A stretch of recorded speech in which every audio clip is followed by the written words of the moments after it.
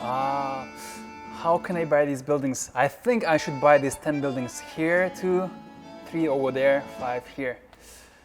What do you think, guys? Should I buy this house? I think I might invest in it, right? What do you think? Building looks good. 20 floors. I think it's gonna be amazing. Well, today I'll let you know how to buy houses and properties in Korea. Right? Let's go.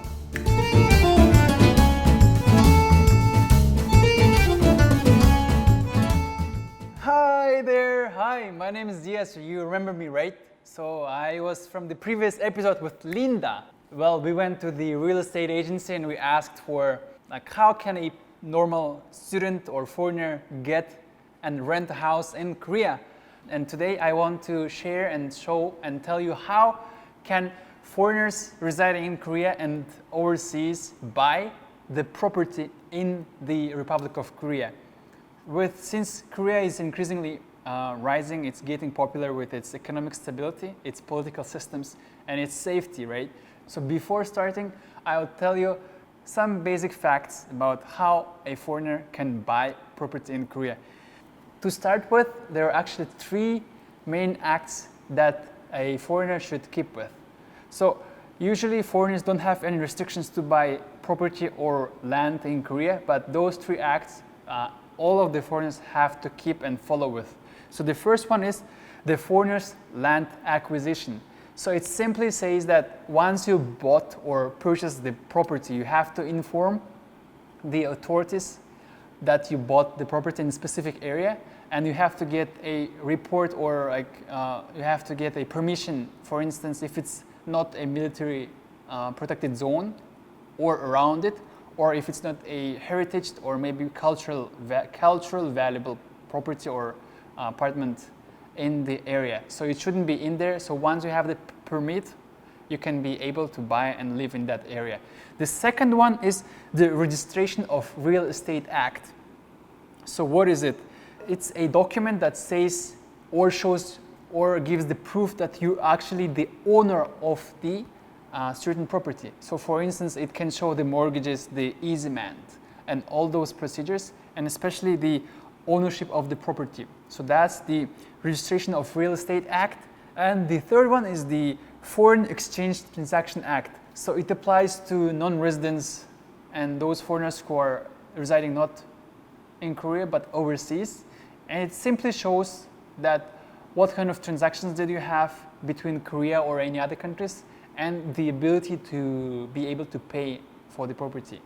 So that kind of 3 acts are very important before considering buying properties in Korea. So before buying, or once you buy something, there are also taxes, right? So I'll tell you more about the taxes. Once you actually purchase or buy the property in Korea, there might be a question. What kind of taxes do I have to pay, right? So today I will also tell you about the taxes. The first one is the stamp duty, which ranges up to from 50,000 to 350,000 Korean won, or basically if we consider it, if we change it into dollars, it's going to be 50 to 350 USD based on the value of the property. The stamp is comparably lower than any other Asian countries. According to the Asian property website, Korea is the lowest and the cheapest country that has the stamp duty, which might be very interesting for you, right? Because you don't have to overpay. And the second one is the acquisition tax. So acquisition tax is currently set up to 2%, and it's also allocated when you buy the property. The third one is the property tax. The annual property tax for villas in Korea, for instance, it's 4%. Because villas and apartments are very popular nowadays, so both villa and apartments are actually 4%. And there's also the rental income tax, which varies from 6% to 40% depending on the property, depending on the value. And also there is the capital gain tax. Same as the rental tax, the capital gain tax, it also varies between 6 to 40% depending on the property of the value itself. So you may be asking yourself or having questions like, once you buy property in Korea, can you or are you going to be able to get a residency? Well, not that easy. Wait for it. So actually, once you buy property, you have to go through a demanding process of documents and the background check and all those stuff. But if you want to get a residency, it depends on the point system. So there is KIIP, which is Korean Information for Immigration program. And if you get 80% or 80 points in the program, then you can actually get the residency or apply for it. Well, first of all, you apply and then you can get. So, but they have different criteria. So for instance, if you are 30 to 35 and holding a PhD in engineering, and you're fluent in Korean, you can also, it may be applicable and very easy to get you to the points and eventually in the residency, to the residency. So you can have F2 visa and F5. F2 is a permanent resident, but F5 is the most, it's also permanent residency, but it has more benefits. But buying the property, you won't be able to get the residency right away. So that's the thing you have to keep in mind. How can a person just go online and buy property, you might think, right? Well, actually there are lots of ways how to purchase and buy the property. So for instance, first one is getting through a real estate agencies. So there is a community of global real estate agencies in Korea, which are also available in different languages, Japanese, Chinese, English, Vietnamese, Russian. So they might be able to help you with the language barrier, language assistance, and all those procedures, whether it's legislative, taxes, or any other. So you might be able to contact them through the link here, and then it will be very helpful.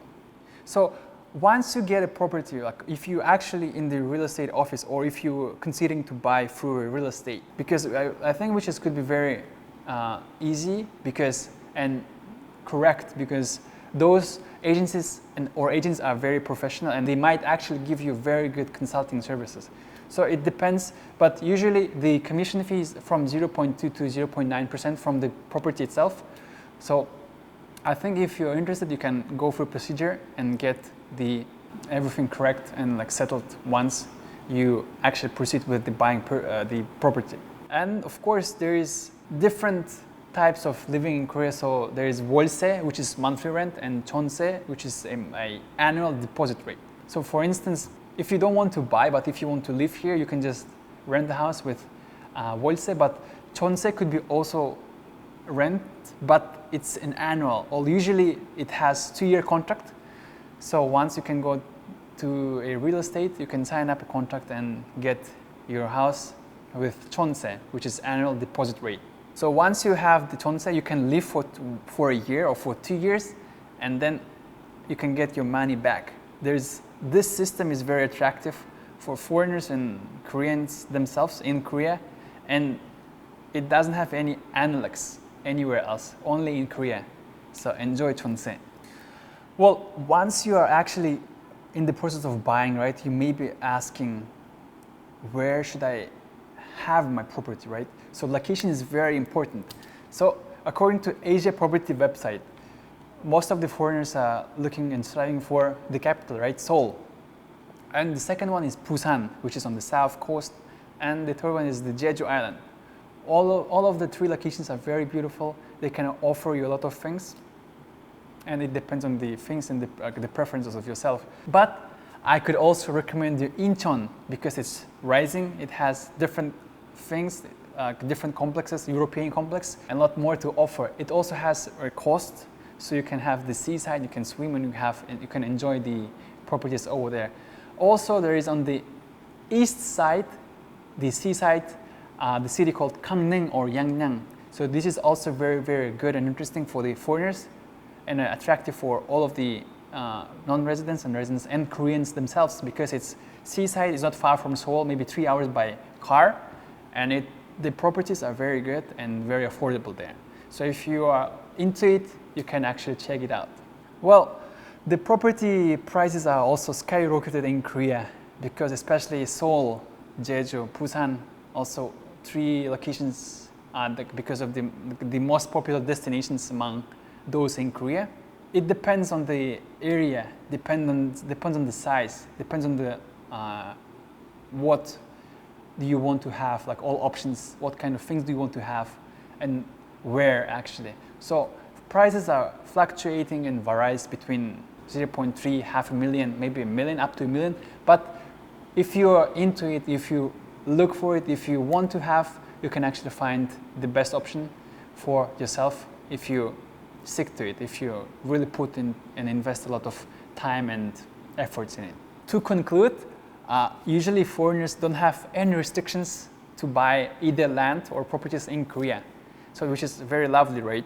So, but don't forget to inform the authorities. So once you sign up the paper, the contract through a real estate agency, bring all those documents, go to the authorities, sign up, inform them, and make sure that everything is fine. So play safe and everything's gonna be safe, right?